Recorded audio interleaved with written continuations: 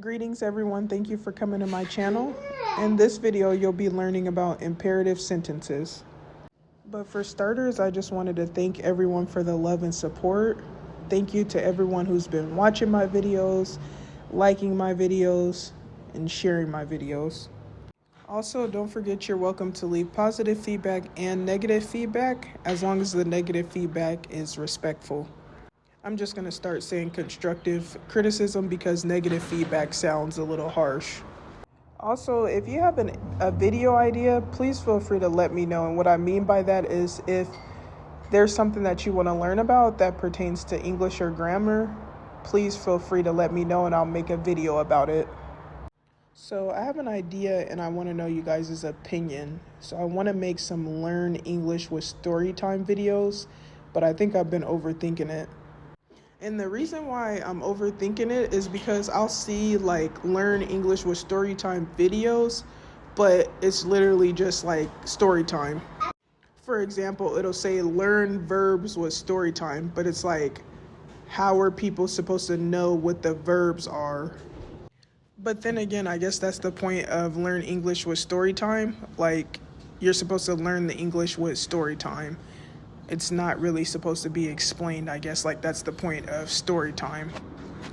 And I just thought about it. You wouldn't just be learning verbs through story time. You would also be learning like about punctuation and how to put sentences together and how to say or read sentences fluently. So you know what? I just made my mind up. I'm going to do it, but I'm going to do it in my own way. Okay, thank you guys for listening to my idea. Now let's get to the video. Okay, so what are imperative sentences? Imperative sentences give orders and commands, make polite requests, give advice or instructions, can use a period or an exclamation mark. To be simple, imperative sentences are used when telling someone to do something. There's just multiple ways to tell someone to do something, if that makes sense. Like you can give an order, you can make a polite request, you can give advice, and so on. Also, don't forget periods are used for like full stops or complete thoughts, and exclamation marks are used for like excitement or yelling. So orders and commands are used when telling someone to do something, but you're not just telling someone to do something, you're raising your voice or yelling at them. So let's look at our first example. You wouldn't just say, sit down now. You would say, sit down now. So you would be yelling or raising your voice. Now let's look at our second example. It says, stop bothering me. So you wouldn't say, stop bothering me. You would say, stop bothering me. You would be yelling. Now let's look at our third and final example. It says, don't touch that. But we wouldn't say, don't touch that. We would say, don't touch that. We would be yelling. So don't forget, with orders and commands, we're most likely using an exclamation mark. And that's the difference between orders and commands and polite requests. With orders and commands, we use the exclamation mark, but with polite requests, we usually start with please, and they always end with a period.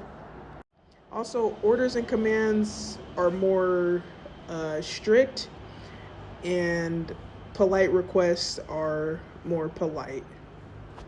Which leads us to our next slide, which is polite requests. Polite requests are used when you want to make a polite request. So our first example says, please take a seat. So notice how the request is polite. It starts with please, and we used a period. It's more gentle. And I also feel like with polite requests, the person that you're giving the request to doesn't have to do that thing. Like, it's more so optional as opposed to telling someone to do something, if that makes sense. Like, for example, our second example says, please wash your hands before cooking. You're not demanding someone to do that. You're politely requesting that they do that, and they have the choice of not doing it. So our second example says, please wash your hands before cooking. So notice how it starts with please and it ends with a period. And our third and final example says, please stay in your seat while the plane is landing. So notice how it starts with please and it ends with a period. Okay, next we have instructions, and instructions kind of threw me off at first because I was confused about the difference between instructions and giving a command or order. So here's the difference, and it's pretty simple. When you're giving instructions, you're telling someone how to do something. But when you're giving a command or an order, you're telling someone to do something. So our first example says, wear blue on picture day. So this is telling us how to appear on picture day. Our second example says, take your shoes off before coming in my house. So this is telling us, or telling you, what to do before coming in my house. So this is a specific instruction. And our third and final example says, use a pencil to do your homework. So this is giving you instructions on what exactly to use to do your homework. So do you guys follow me so far? With commands and orders, you use an exclamation mark because you're usually raising your voice or yelling. With polite requests, you usually start with please and end with a period.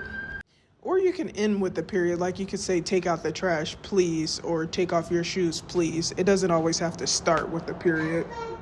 And with instructions, you're specifically telling someone how to do something. I think I'm done doing voiceovers outside after this. There's too much ruckus in the background. So lastly, we have advice, and some synonyms for advice would be like a suggestion, a recommendation, or guidance. So our first example says you should drink water every day to avoid dehydration. So this is a suggestion or an opinion. And notice how all of these examples end with a period. Our second example says to stay in shape, try exercising consistently. So this is a suggestion. And notice how it ends with a period. And our last example says, if you'd like to get better at writing, you should practice often. So this is a suggestion and an opinion. Okay, so for a recap, with commands and orders, we're telling someone to do something, but we're raising our voice. So we need to use an exclamation mark. With polite requests, we're making a polite request. So it usually starts with please and it ends with a period, or it can end with please, but it still ends with a period. For example, you could say, please take your shirt off, or you could say, take your shirt off, please. Sorry, that's a crazy example, but that was the first example that came to mind. And then with instructions, we're telling someone how to do something. And then with advice, we're giving our opinion or offering a suggestion. That concludes our video. Thank you guys for coming. I hope you found this video informative. If you did find this video informative, please feel free to like, comment, or subscribe, or all of the above, and I'll see you next time.